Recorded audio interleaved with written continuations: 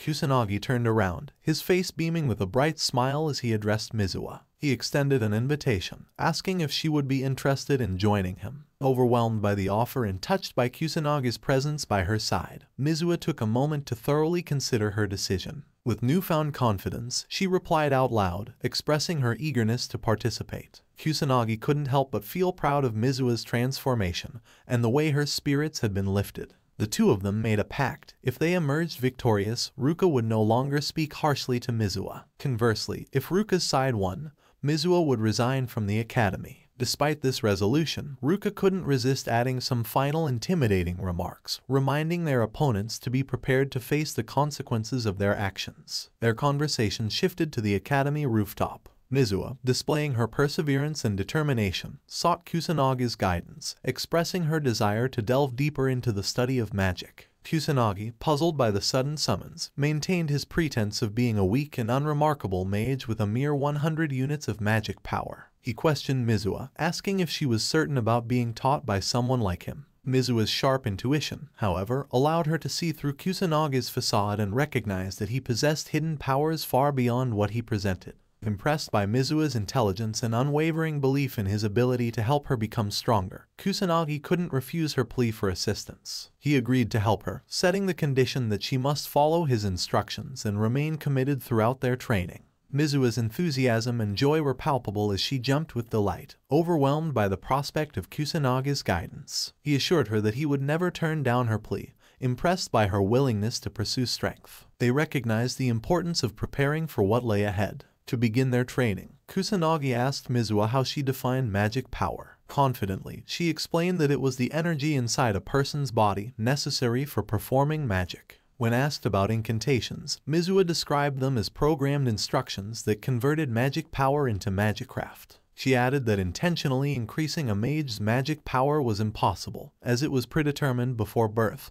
and ceased to progress at a certain age. Kusanagi corrected Mizuwa's misconceptions, revealing that magic power extended beyond an individual's body and encompassed the energy present in the natural world. He explained that incantations were tools supporting magicraft and contradicted Mizuwa's belief by asserting that intentionally increasing magic power was indeed possible. This revelation left Mizuwa grappling with the realization that her understanding of magic had been flawed. Unfazed by her skepticism, Kusanagi remained determined to impart his knowledge and train her in the three fundamental aspects he had mentioned. To initiate their practical training, Kusanagi channeled his magic power into Mizuwa, instructing her to inform him once she sensed it. After a few attempts, Mizuwa finally felt a tingling sensation on her back, indicating her perception of magic power. Kusanagi explained the significance of this sensation and its role in detecting and harnessing magic power from the natural environment. Despite her initial confidence, Mizuwa struggled to master this skill, prompting her to seek help from Kusanagi. Determined to assist her,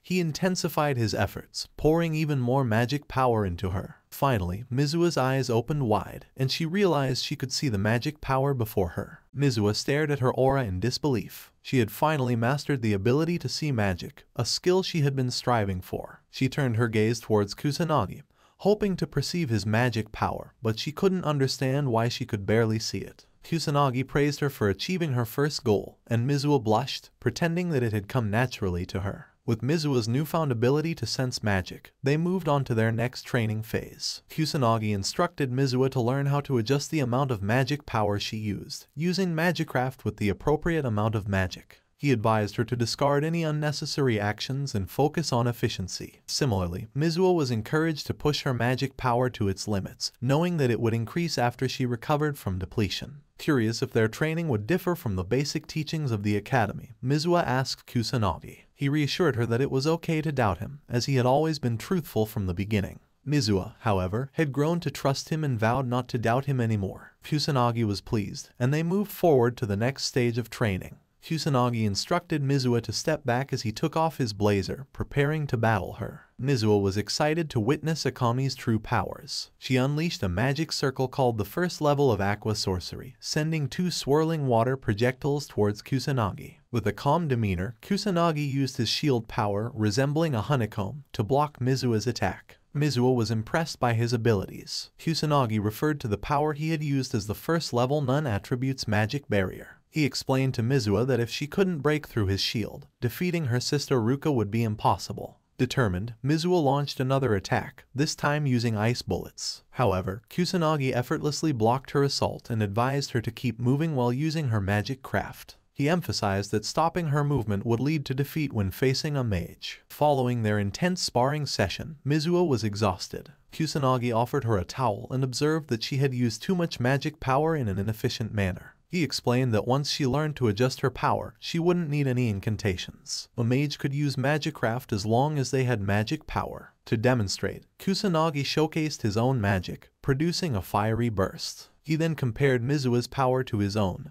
highlighting the dispersed nature of her magicraft. However, he reminded her that adjusting magic power was key. Mizua realized that she didn't need to chant incantations anymore. She understood the advantage of shortening her chants in battle, conserving magic power. Mizua realized that this knowledge could strengthen her magicraft. Kusanagi stood up and urged Mizua to start over, emphasizing the importance of practicing as if her life depended on it. Although terrified by his intensity, Mizua passed out from exhaustion. When Mizua regained consciousness, Kusanagi reminded her that they would practice battle every day until she mastered his lessons. Later that night, Kusanagi roamed around Harajuku and sensed the presence of monsters. He noticed that their numbers remained constant despite extermination efforts. As he searched, he encountered a girl about to be attacked by a level 1 monster. Kusanagi swiftly eliminated the threat. But the girl, without saying a word, took a picture of him with tears in her eyes. Irritated by her lack of gratitude, Kusanagi considered wearing a mask in the future. The next day, Kusanagi and Mizua continued their training for the upcoming duel against Ruka. Mizua was consistently defeated, leaving her exhausted and panting on the ground. Kusanagi observed her progress, which was improving, but he knew she still lagged behind in various areas compared to her sister. He believed that there was no way for Mizua to win if she continued to be defeated by his level 1 barrier. Mizua, however, was resolute and courageous. She confessed to Kusanagi that she had always been compared to her sister and had given up on many things. But magicraft was the one thing she refused to abandon. She implored Kusanagi to be stricter with her. Touched by her determination, Kusanagi warned her that she wouldn't be able to win in her current state. Mizua yelled at him to push her harder. Kusanagi was proud to see Mizua's unwavering spirit and commitment to becoming a better mage. He agreed to be stricter with her and pushed her to her limits. Both Mizua and Kusanagi trained tirelessly, battling each other repeatedly. Kusanagi continued to lecture Mizua about the proper usage of magic power. After numerous trials and errors, they engaged in another battle. This time, Mizua finally managed to break through Kusanaga's magic barrier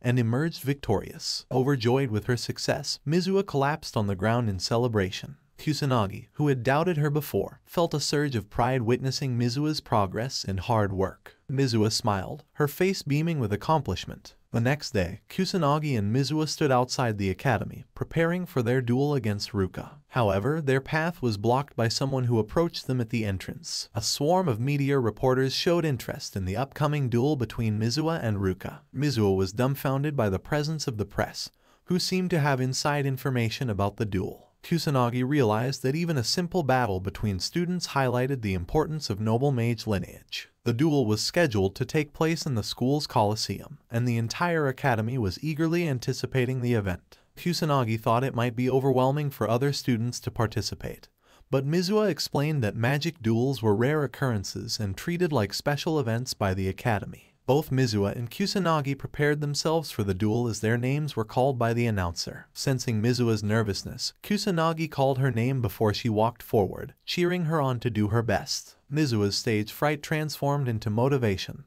and she moved confidently towards the stage. As she walked, she noticed Akami, a mysterious person whose words resonated with her. Ruka and Mizua faced each other in the duel. Ruka tried to provoke Mizua by expressing surprise that she didn't run away. Mizua defiantly responded that she wouldn't back down. Ruka criticized Mizua for assuming she could win, especially against someone like her. Mizua shouted that she would definitely win, but Ruka observed that Mizua had made progress in the past 2 weeks. Mizua analyzed her sister and acknowledged the difference in their magic powers, seeing that Ruka's powers were stronger. Nevertheless, Mizua resolved to give her best. The duel commenced, and both Mizua and Ruka attacked each other. They both utilized the same magic, the first level of aqua sorcery, and their magic powers clashed. Surprisingly, Mizua managed to counteract Ruka's power, much to her own astonishment. Ruka acknowledged Mizua's progress and praised her, which touched Mizua deeply. However, Ruka quickly clarified that it was merely a comparison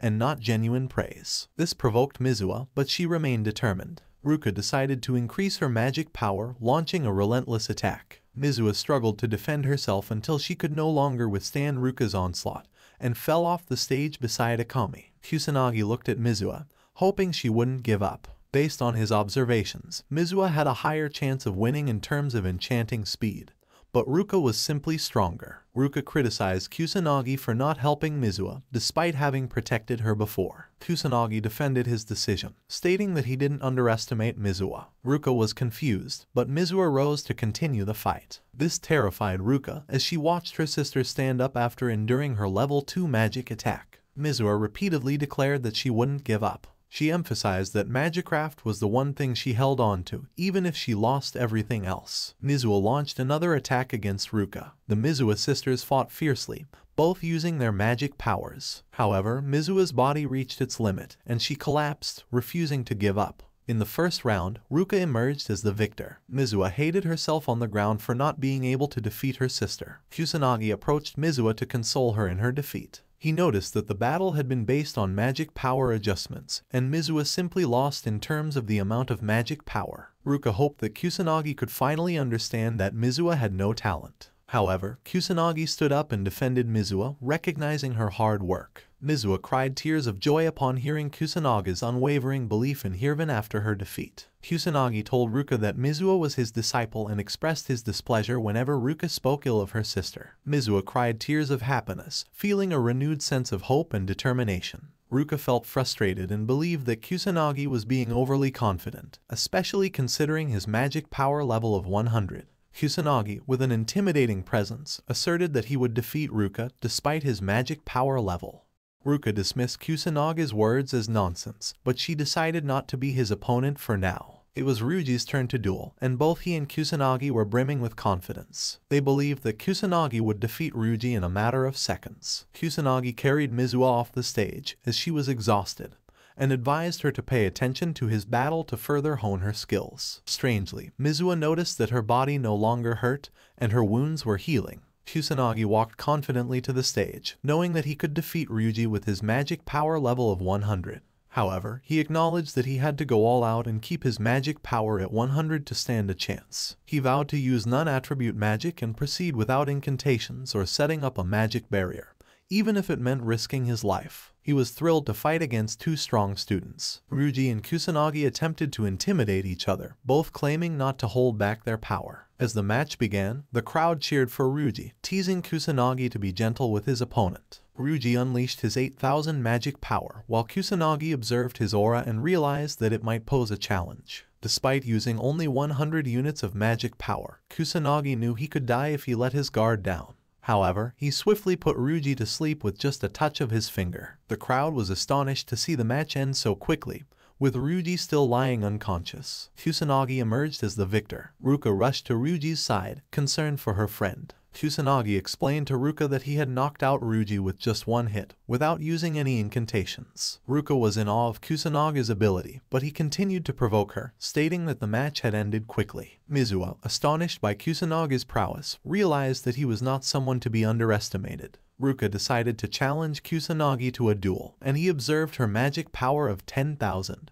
Which was stronger than Ryuji's. Kusanagi had gained attention with his quick defeat of Ryuji, and the third match would determine the winner of the duel. While Ruka chanted her magic, Kusanagi used the same attack he had used on Ryuji. He vowed to use low magicraft power for Mizua's sake. He aimed at Ruka's head, but she defended herself. Ruka noticed that Kusanagi didn't move or use any magic, unlike her sister Mizua. She analyzed Kusanagi but couldn't figure out how he remained unharmed without using any magic. The crowd couldn't take their eyes off Kusanagi as they saw Ruka's water magic hit him without affecting him. Mizua was amazed by Kusanagi's technique. Ruka attacked Kusanagi again, believing that he was using tricks. However, Kusanagi effortlessly dodged all her attacks. Ruka realized that Kusanagi was dodging without using any magic. MANHUA listened to Kusanagi's advice and analyzed him using her own power. She realized that a mage could counteract Magicraft with another Magicraft, even with a difference in power. Ruka attacked Kusanagi once more with a powerful blow, but he dodged it using the same power he had used against Ryuji. Ruka was hit by her own power, but she remained conscious and asked Kusanagi how he was able to do it. Kusanagi explained that he used a magic drain to consume the Magicraft and walked through the center of Ruka's magic, explaining why he remained unharmed.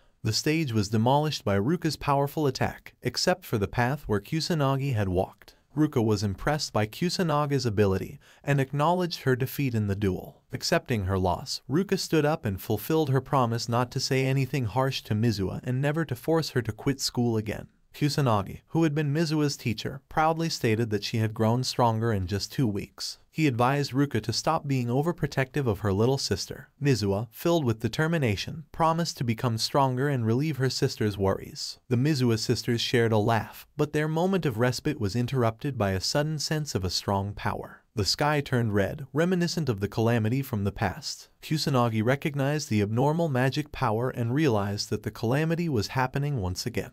Everyone was terrified by this ominous development. Meanwhile, inside the school building, Tadano and his friends were searching for something to expose Kusanagi, whom they believed had cheated in the duel. All they found were textbooks on Kusanagi's back. As they continued their search, one of Tadano's friends became terrified by something they saw. The sky turned red, signaling the return of the calamity. Tadano and his friends realized the gravity of the situation. The students in the academy trembled in fear as they witnessed and felt the magic of the calamity. However, some of them were in denial, refusing to believe that such an incident could happen again. Kusanagi, too, was terrified by the presence of the calamity. He remembered the previous calamity in Shinjuku and hoped that the current events were not a mere coincidence. Suddenly, 3 large portals opened, and 3 monsters emerged, causing panic among the students. They ran in fear while the teachers tried to calm them down. Kusanagi swiftly annihilated the monsters with his magic, which appeared as a glowing beam of light. Using his green magic circle as a microphone, he urged everyone to calm down and instructed them to evacuate to the gymnasium in groups, as it was dangerous to go alone. Kusanagi specifically told the MANHUA sisters to evacuate, leaving MANHUA wondering about his plans. He decided to take it upon himself to save the people in the school building.